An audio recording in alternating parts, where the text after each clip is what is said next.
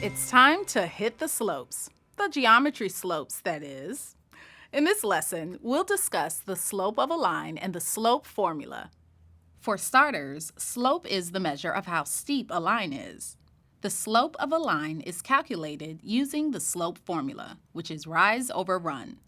The rise of the slope refers to the number of units traveled along the y-axis.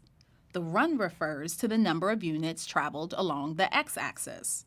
The formula for slope is just y2 minus y1 over x2 minus x1. We'll apply and calculate this formula together a little later, but first, let's go over slopes. There are four types of slopes: positive slope, negative slope, zero slope, and undefined slope. A line with a positive slope goes up as you read left to right. With a negative slope, the line goes down as you read left to right. A zero slope is the slope of a horizontal line. It doesn't ascend or descend. Lastly, the undefined slope is the slope of the vertical line and doesn't extend to the left or right.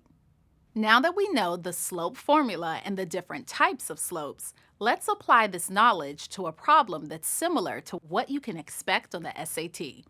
Let's take a look at an example. What is the slope of the line shown in the graph below? Our answer choices are A, negative 1/2, B, 1/4, C, 1/2, and D, 3/4. We see that this line goes up as we read from left to right, which lets us know that it has to have a positive slope. Therefore, the first thing we can do is eliminate any choices that are negative. So, cross out answer choice A. Now, we're down to only 3 answer choices, and we need to apply the slope formula to get our answer from the graph. The two most important things to remember when working with the slope formula are to stay consistent with which point is 1 and which point is 2, and to work from left to right. Working in reverse, as in right to left, may lead to math errors and give you a negative slope when it should be positive. In this problem, A, which is the first point on the left, will be point 1. The coordinates for point 1 are -5, -4. B, which is the end point furthest to the right, will be point 2. The coordinates for point 2 are 11, 8. Now, we want to plug our coordinates into the slope formula, which is y2 minus y1 divided by x2 minus x1. So we have 8 minus -4 over 11 minus -5. Doing the arithmetic, we have 8 plus 4, or 12, over 11 plus 5, or 16. Our fraction becomes 12 over 16. We can simplify by dividing the top and bottom by 4.